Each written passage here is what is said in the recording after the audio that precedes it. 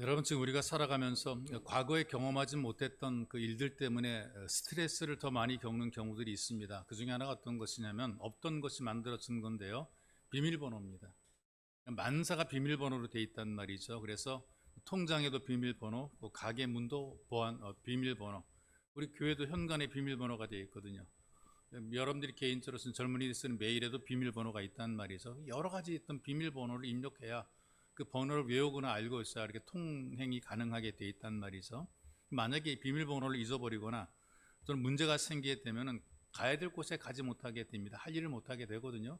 당장 좀 돈이 필요해 돈을 써야 되는데 비밀번호 오류 자꾸 나게 되면 한 5번 정도가 몇 번 그 틀리게 되면 그 다음부터는 그 안 돼요.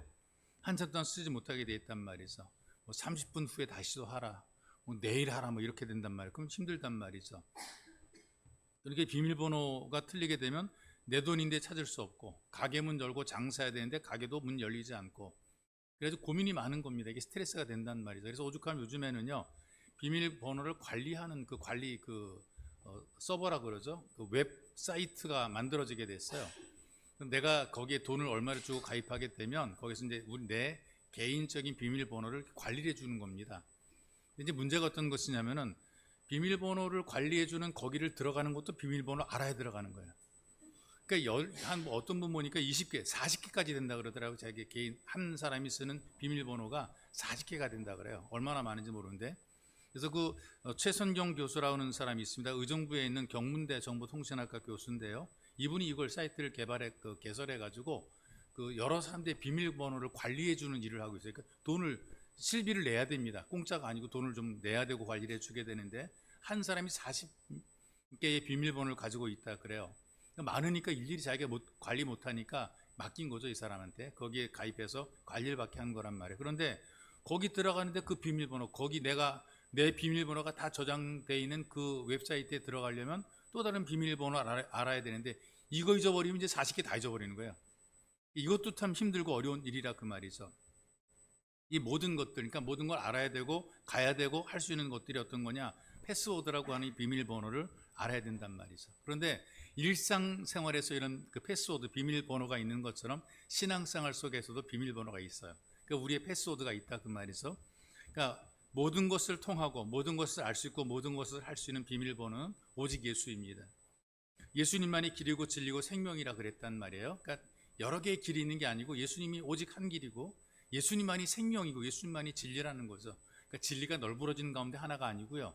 생명이 여러 가지 생명들이 많이 있는 가운데 하나의 생명이 아니고 오직 예수님만이 진짜 생명, 예수님만이 진짜 진리, 예수님만이 진짜 길, 여러 길 가운데 하나가 아니라 그분만이 진짜 길이 된다는 겁니다. 그래서 예수님을 통해서만 하나님께 나아갈 수가 있고 예수님을 통해서만 하나님의 은혜를 받을 수가 있고 예수님 때문에 우리가 하나님의 자녀가 되기도 하고 하나님의 은혜를 누리게 되는 거란 말이죠. 그러니까 오직 예수 그리스도가 우리 인생에 또 우리의 모든 삶에 참된 패스워드, 비밀번호가 되는 거란 말이죠. 그래서 이런 예수님이 우리의 모든 것을 관리해주는 완벽한 비밀번호가 되시고 패스워드가 되시는데, 그래서 예수님 이름 이외에 다른 구원받을 만한 이름을 준 적이 없다 그랬어요. 딱 하나의 이름이니까 우리가 얼마나 기억하기 쉬워요. 예수님, 오직 예수. 기도할 때도 오직 예수님 이름으로 기도하고 예수님만이 우리의 모든 것. 믿어도 믿을 게 많으면 얼마나 복잡합니까? 막 그냥 2, 3지까지 되고 막 100까지 되고 막 그런,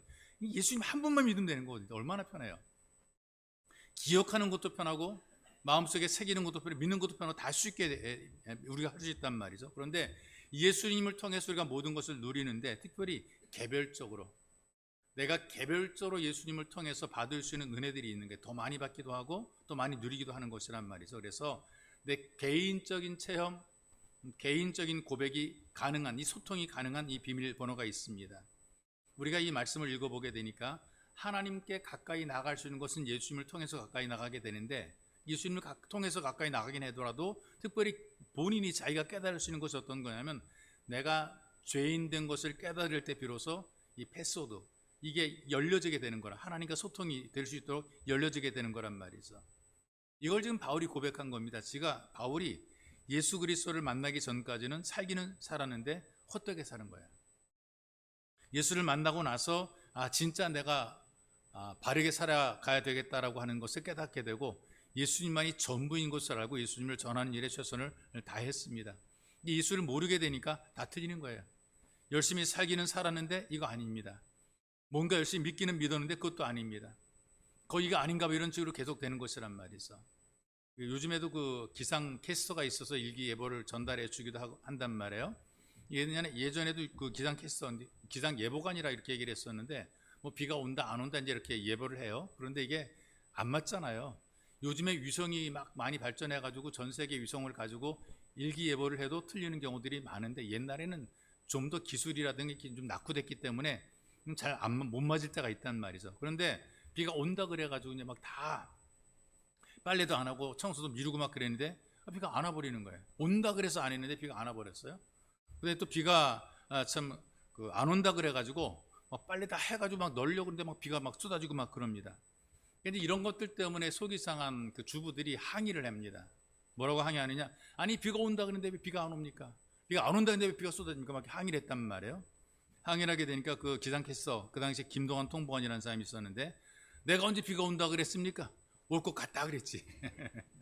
그 온다는 거 확신이 할 때 올 것 같다 그랬지. 믿을 걸 믿어야죠 이렇게 얘기를 했대. 믿을 걸 믿어야죠.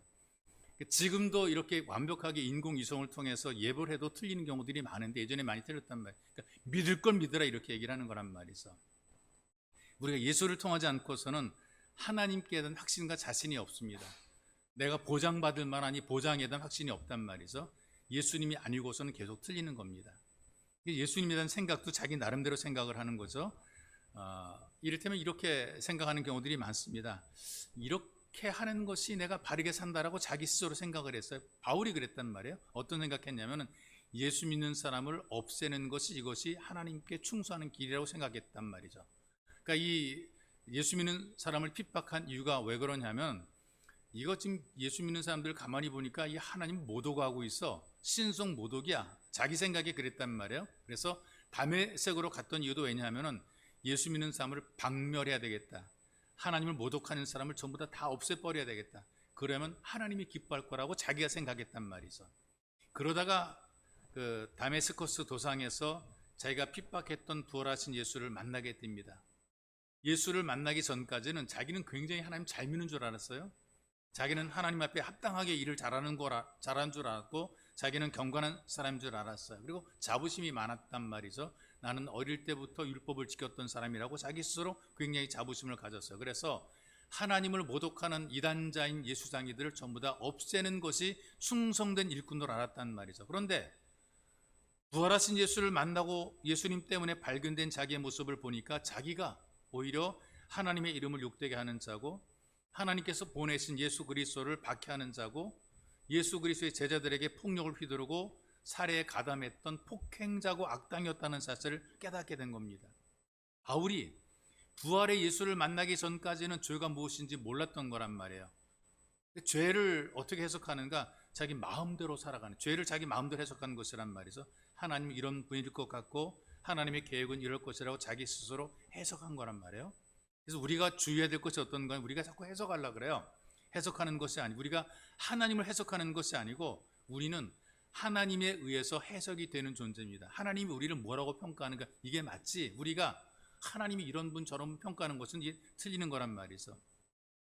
하나님께서 우리를 어떻게 보시는가? 우리가 죄인이라고 성경이 정해놓고 있습니다. 죄인이라. 하나님께서 우리를 보시는 하나님의 그 규정, 하나님의 선포는 너희는 죄인이라고 선포를 했어요. 타락한 죄인이라. 이렇게 우리에게 선포를 하고 있기 때문에 우리가 이걸 깨달아야 되는 거란 말이죠. 그래서 15절의 말씀 보니까 나는 죄인 중에 괴수라고 그랬단 말이죠. 옛날에 그랬다는 것이 아니고 지금도 죄인 중에 괴수라고 고백하는 것이란 말이죠. 용서를 받았음에도 불구하고 여전히 자기가 죄인이라는 사실이 잊지 않고 살았던 것입니다. 여러분, 우리가 예수를 믿으면 초창기에 믿으면 자기가 죄인인 것을 잘 몰라요. 그리고 죄인이란 말이 굉장히 거슬립니다. 내가 무슨 때로 죽을 죄를 지은 것도 아니고 나쁜 짓을 하는 것도 아니고 세상에서 악하게 산 것도 아닌데 왜 자꾸 나보고 죄인이라 그래? 이런 불만이 올라나오게 부정적인 생각이 나오게 돼 있단 말이에요. 그런데 믿어보니까 자꾸 신앙생활 교회 나와서 말씀을 들어보고 예배를 드리다 보니까 내가 죄인인 것을 점점 알게 돼요. 더 내가 죄인인 것을 깨닫게 되는 거라 그 말이죠. 내게 베풀어진 은혜는 너무나 많은데 내가 그 은혜대로 살지 못했던 것을 깨닫게 되니까 난 정말 죄인이라 이걸 알게 돼요. 하나님이 사방에 은혜를 베풀어 주었는데 내 눈이 가려지게 되고 귀가 닫혀서 하나님이 내게 준 은혜를 볼 수도 없고 보지도 못했고 하나님이 내게 준 은혜를 듣지도 못하고 알지도 못했단 말이에요. 내 마음대로 막 살아가는 거. 이걸 깨닫게 되니까 내가 정말 죄인이라는 사실을 알게 되고 살면 살수록 더 좋아지는 것이 아니라 우리의 약함과 허물과 죄악이 드러나니까 나는 죄인입니다라는 고백을 하게 됩니다. 그래서 믿음이 좋으신 분들은 죄인이라는 그 말이 절대 거북하게 받아들이지 않아요. 옳습니다. 내가 죄인입니다라고 받아들이지 내가 왜 죄인이냐고 목에 핏대를 세우는 사람들은 믿음이 적은 사람들이거나 불신자들은 내가 왜 죄인이냐고 핏대를 세우게 되어 있습니다. 노예 상인으로 유명했던 그랬다가 목사가 된 분 가운데 존 뉴턴 있지 않습니까? 이분에 대한 에피소드가 굉장히 많아요. 중요한 사실은 예수님께서 존 뉴턴을 만나주시고 복음을 전하는 목사가 되게 만들어 주신 거죠. 그래서 이분은 나름대로 자기가 받은 바 은혜에 대한 고마움 때문에 성경 구절을 큰 글씨로 써서 서재에 딱 붙여놨어요. 예전엔 그랬잖아요. 자기 책상 앞에다가 뭐 글자 같은 거 써서 붙여놓고 그렇게 공부를 하고 그랬단 말이죠. 신명기 15장 15절 말씀을 써 붙여놨습니다. 너희가 이집트 땅에서 노예로 산 것과 주 너희 하나님이 너희를 거기에서 구속하여 주신 것을 기억하라. 받은 바 은혜가 크다고 생각하는 사람일수록 자기가 지금도 죄인이라고 하는 사실을 결코 잊지 않고 있습니다.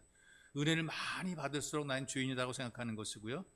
또 하나는 죄라고 하는 것이 법을 깨트린 것이라기보다도 하나님의 마음을 깨트린 것으로 그렇게 받아들입니다. 그렇게 느낍니다. 예를 들어 설명할게요. 목사님 한 분이 계시는데 고등학교 3학년 때에 잊지 못할 일화가 하나 있답니다. 늦게 일어났어요. 어느 날. 늦게 일어난 건 누가 늦게 일어났는가? 자기가 늦게 일어났죠.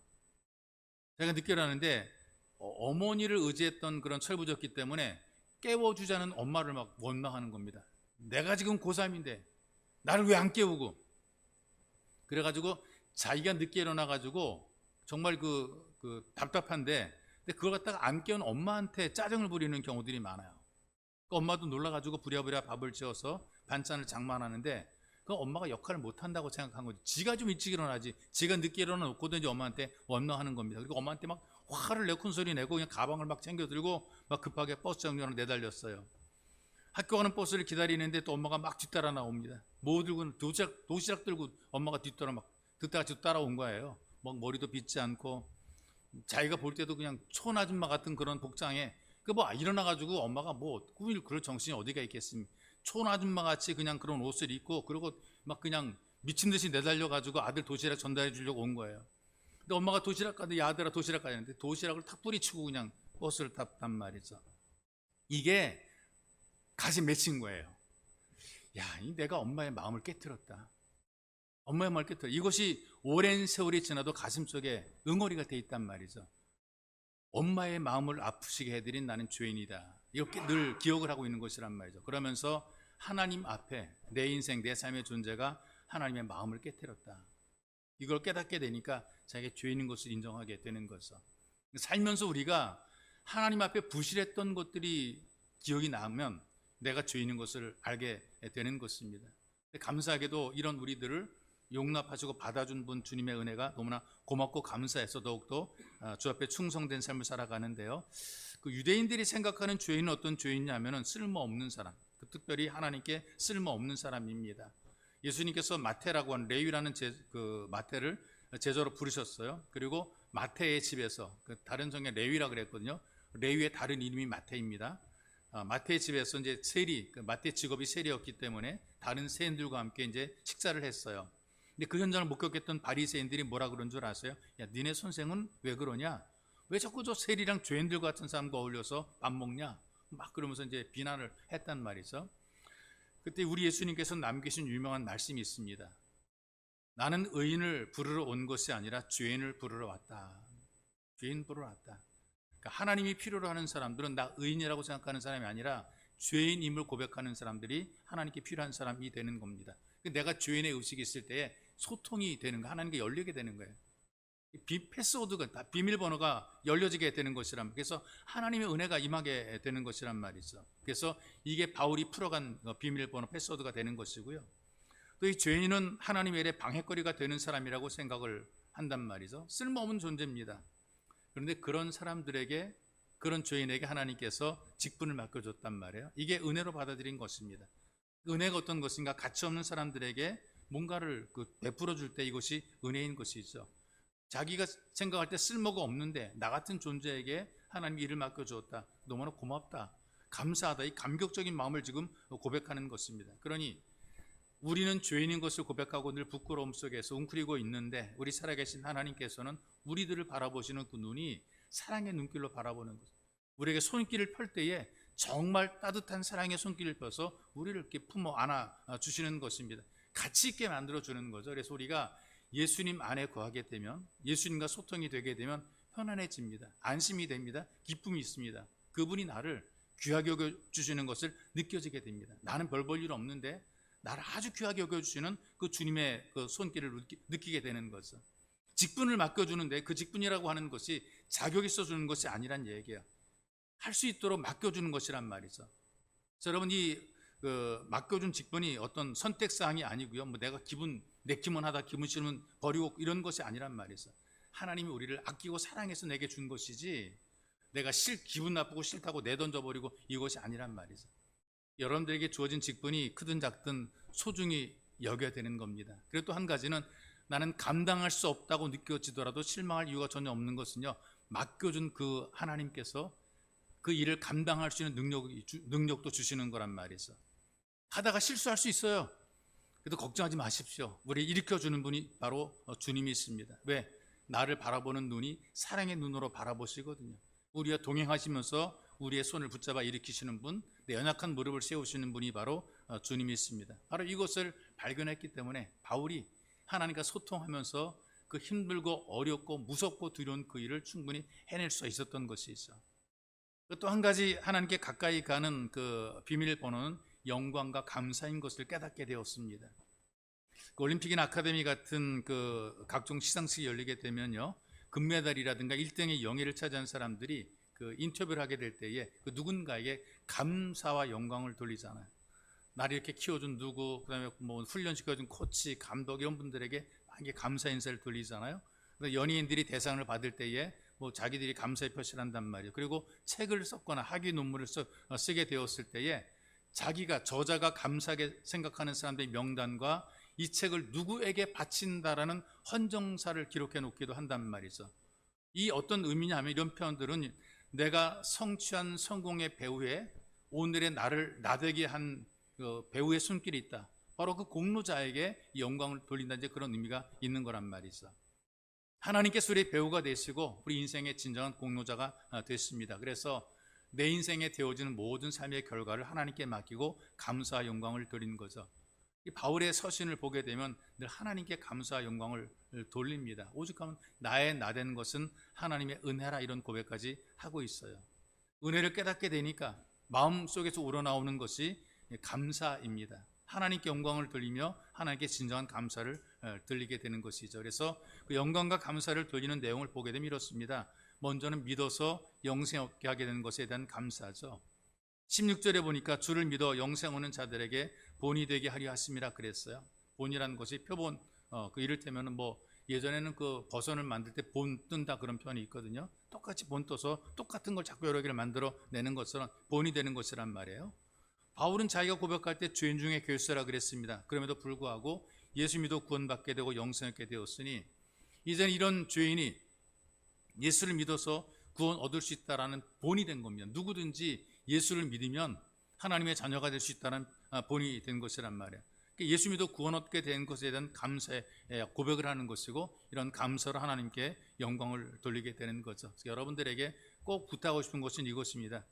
우리가 원하는 대로 안 될 수가 있어요. 기대한 대로 안 될 수가 있어요. 기도한 대로 안 될 수가 있어요. 그래서 여러분, 예수 믿고 기도해도 왜 이렇게 안 되냐 속상할 수가 있어요. 그럼에도 불구하고 여러분들은 하나님께 감사 영광을 돌려야 됩니다. 이유는 우리를 구원하셔서 하나님의 자녀로 만들어 줬기 때문에 우리가 감사하는 것입니다.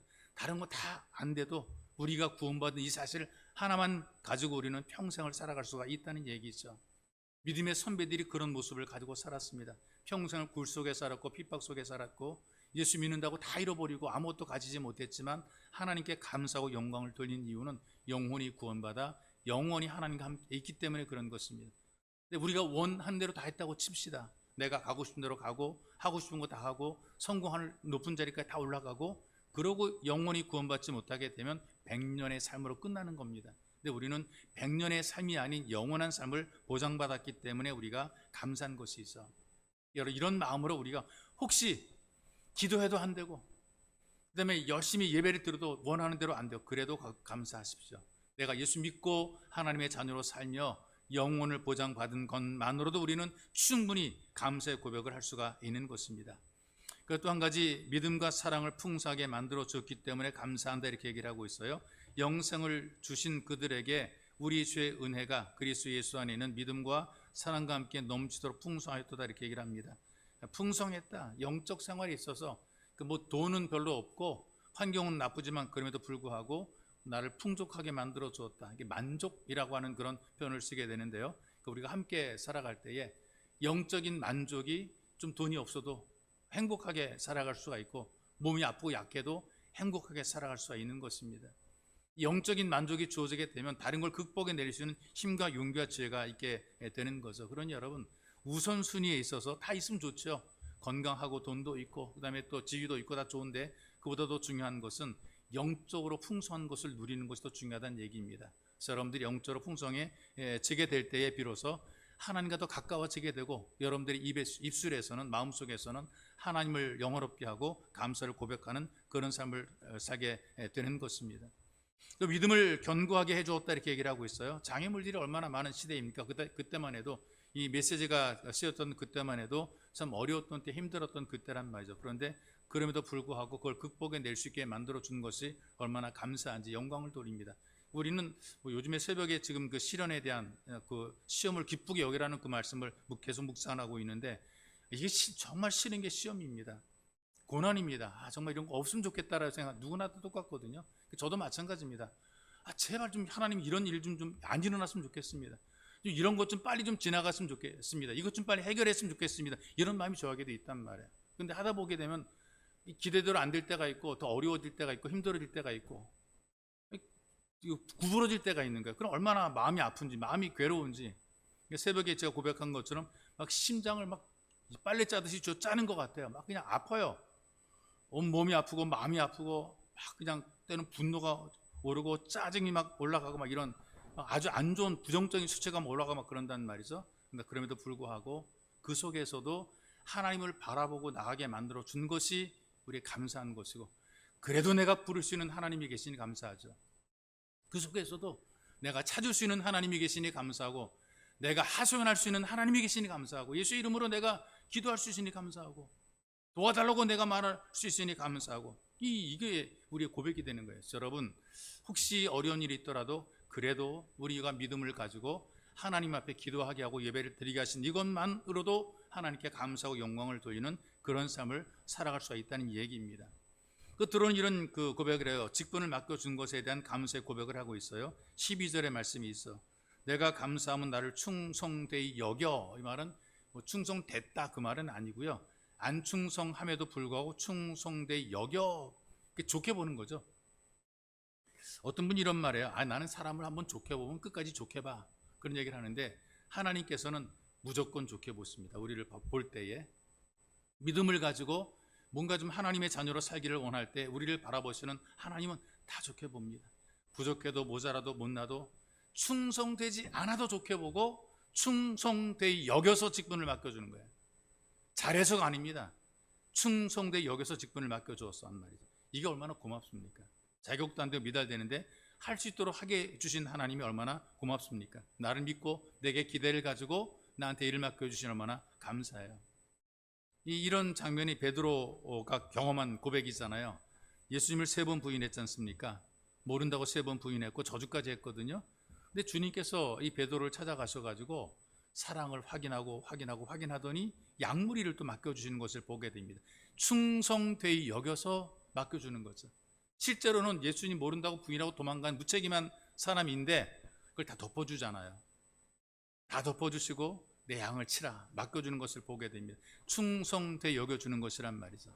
실제로는 불충하지만 주님께서 우리를 위해서 모든 걸 버렸기 때문에 예수님으로 말미암아 충성되이 여겨주시는 그 은혜를 우리가 누리고 있는 것이란 말이죠. 하나님께 충성되도록 인정받는 이유는 예수님께서 우리의 불충을 다 덮어주었기 때문에 충성되다고 인정을 받게 되는 거란 말이죠. 저는 이 말씀 묵상할 때 기대가 생기는 게 뭐냐면, 충성되 여긴다는 얘기는 부족하면 채워주시겠지. 이게 이제 우리 믿음이, 부족하면 채워주시겠지. 미숙하고 나약하면은 나를 도와주시겠지. 내가 잘 못하면 잘하는 사람을 보내주시겠지. 나를 보증해 주시겠지. 찬양을 고백하는 것처럼 약할 때 강함 되셔서 결국은 하게 해주시겠지. 이게 우리 믿음입니다. 우리가 부족함이 있고 미숙함이 있고 모자람이 있더라도 하나님께서 우리로 하여금 하게 하시고 되게 하시고 이루게 하십니다. 그래서 피할 길을 두시고 피하지 못하게 되면 감당할 수 있도록 은혜를 베풀어 주는 겁니다. 여러분들이 살아가시면서 감사를 고백하고 오직 하나님께 영광을 돌리는 것이 하나님의 은혜를 누리는 비밀번호가 되는 것입니다. 그러니 살면서 모든 영광 하나님께, 절대 감사, 이런 마음을 가지고 하나님께 가까이 나아가시기를 주님의 이름으로 축복합니다. 살아계신 주님, 우리가 죄인 된 것을 깨닫고 하나님과 소통하고 하나님 앞에 열려서 더 가까이 갈 수 있도록, 좋은 관계를 만들어 갈 수 있도록, 더 많은 은혜를 누릴 수 있도록 우리를 붙잡아 주시고 하나님 앞에 영광과 감사를 돌림으로 말미암아 예배가 열려서 예배의 자리에 하나님의 은혜가 넘치고 풍성하게 도와주시고, 할 수 없던 것 못했던 것 하게 하시고, 약한 것 강해지게 도와주시고, 무너진 우리의 신앙이 세워지게 도와주시고, 부족한 우리가 능히 직분을 맡아 감당할 수 있도록 은혜를 베풀어 주옵소서. 보배로 오신 예수님의 이름으로 기도하옵나이다. 아멘.